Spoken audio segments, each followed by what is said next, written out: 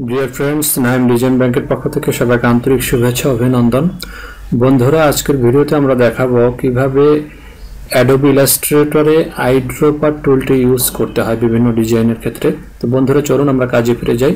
তো আমরা আজকের ভিডিওতে আইড্রপারের ইউজ দেখানোর জন্য, আইড্রপার কিভাবে ব্যবহার করতে হয় সেটি দেখানোর জন্য আমরা আগেই কিছু পিকচার বা কিছু কালার নিয়ে নিয়েছি। এখন আমরা দেখব যে কিভাবে আইড্রপার ইউজ করতে হয়।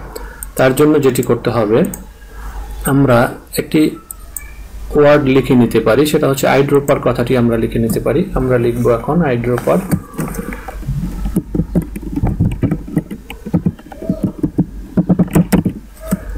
আইড্রপার কথাটি আমরা লিখলাম। এখন আমরা একটু ফন্ট সাইজটা বড় করে দিব।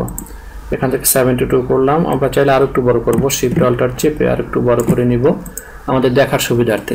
তো একটা জিনিস আমাদের জেনে রাখা দরকার, সেটা হচ্ছে যখন আমরা কোনো লেটার বা কোনো ওয়ার্ডের প্রত্যেকটি লেটারকে যখন বিভিন্ন কালার দিব, তখন আমাদের যেটি করতে হবে, এই ওয়ার্ডটিকে রাইট বাটন ক্লিক করে ক্রিয়েট আউটলাইন্স করে নিতে হবে। এরপরে আবার পুরোটাকে সিলেক্ট করে আমাদের রাইট বাটন ক্লিক করে আনগ্রুপ করে নিতে হবে। আর না হয় প্রত্যেকটি লেটারে কিন্তু আলাদাভাবে বিভিন্ন কালার দেওয়া যাবে না। তখন সিলেক্ট করে যেটা করা যাবে, যে পুরোটাকে সিলেক্ট করলে যদি আমরা কালার দিই, একটি কালার হয়ে যাবে, পুরো ওয়ার্ডের উপরে একটি কালার হয়ে যাবে। কিন্তু প্রত্যেকটি লেটারে ভিন্ন ভিন্ন কালার দিতে গেলে আমাদেরকে আনগ্রুপ করে নিতে হবে এবং ক্রিয়েট আউটলাইন্স করে নিতে হবে। আমরা এখন করলাম। এখন যেটি করব, আমরা আইড্রপার, এই যে ওয়ার্ড লেখার ক্ষেত্রে যে লেটারগুলো আমরা ইউজ করেছি, প্রত্যেকটি লেটারে যদি এক একটি কালার দিতে চাই, সেক্ষেত্রে আমরা যেটি করব, যেমন প্রথম যে লেটারটি আছে, প্রথম লেটারটিতে যদি আমি চাই যে এটি ব্ল্যাক আছে, আমি অন্য একটি কালার দিব। তার জন্য যেটি করতে হবে, প্রথম এই লেটারটিকে সিলেক্ট করলাম, এরপরে আইড্রপার টুলটি আমি নিয়ে নিলাম। এই যে আইড্রপার টুলটি নেওয়ার পর কিন্তু এখানে এই যে আমার কার্সরের কিন্তু আইড্রপার টুলটি শো করছে। এখন আমরা যেটি করব, আমরা যদি আমি চাই যে রেড কালারটি নিব, এটিতে ক্লিক করলাম, ব্যাস হয়ে গেল। এরপরে আবার পরবর্তী লেটার যেটি আছে, এখন আবার আমাকে যেটি করতে হবে, সিলেকশন টুলে ক্লিক করে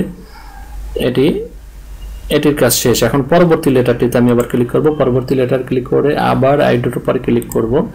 আইড্রপারে ক্লিক করলে এখানে দেখতে পাচ্ছি যে আইড্রপারটি শো করছে আমার কার্সরে। এখন আমি যদি চাই ইয়েলো কালারটি নিতে, ইয়েলো কালারটি নিতে পারবো। এরপরে আবার এটিকে সিলেকশনটি উঠিয়ে দিতে হবে, যেহেতু আমি নতুন আরেকটি লেটার সিলেক্ট করব। এরপরে আমি যদি চাই যে এই ই লেটারটিকে আইড্রপার দিয়ে সিলেক্ট করব, সেক্ষেত্রে আইড্রপার থেকে ক্লিক করে আমি এখান থেকে গ্রিন নিয়ে নিলাম। মানে আমি সিলেক্ট করার পরে আমি যে লেটারটি কালার করব, ওই লেটারটি সিলেক্ট করার পরে আইড্রপার ক্লিক করে এরপরে আমি যে কালারটি নিব সেই কালারের উপর ক্লিক করতে হবে। এখন আমি যদি চাই যে আমি যে প্রথমে এখানে যে ই যে লেটারটি এখানে যে রেড কালার দিয়েছি, আমি এই যে আর কালারটি, আর যে লেটারটি আছে এখানেও আমি ওই রেড কালারটি ইউজ করব, সেক্ষেত্রে আমি এখান থেকেও কিন্তু নিতে পারবো। ইতে যদি ক্লিক করি, আমার আর হয়ে গেল। আবার যদি আমি এখানে যদি পিতে ক্লিক করি, পিটি কালার দিব, এটাকে যদি আমি ইয়েলো কালার দিতে চাই, সেক্ষেত্রে আবার আইড্রপার ক্লিক করে ওয়াইতে ক্লিক করব, হয়ে যাবে।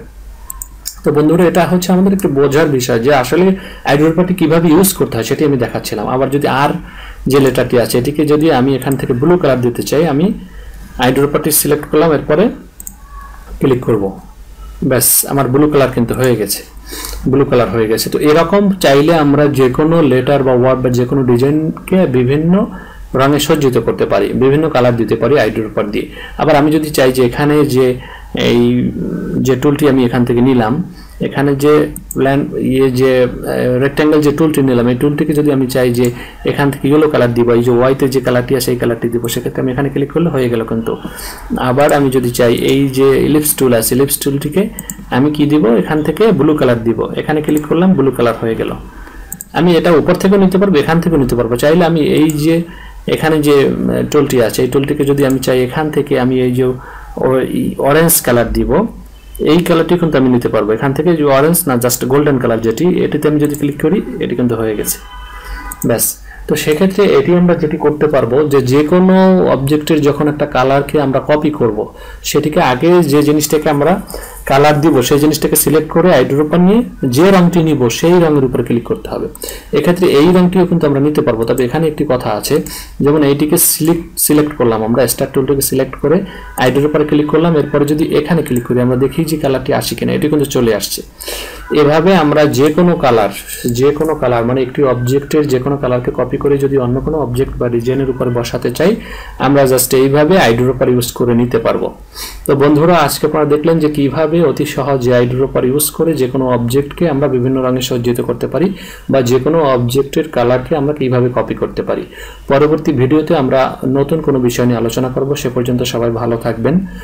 যারা আমার ভিডিও দেখছেন প্রথমবারের মতো কিন্তু এখনো পর্যন্ত সাবস্ক্রাইব করেননি বা যারা একাধিকবার দেখেছেন কিন্তু এখনো সাবস্ক্রাইব করেননি তারা অবশ্যই সাবস্ক্রাইব করবেন এবং লাইক দিবেন, কমেন্ট করবেন।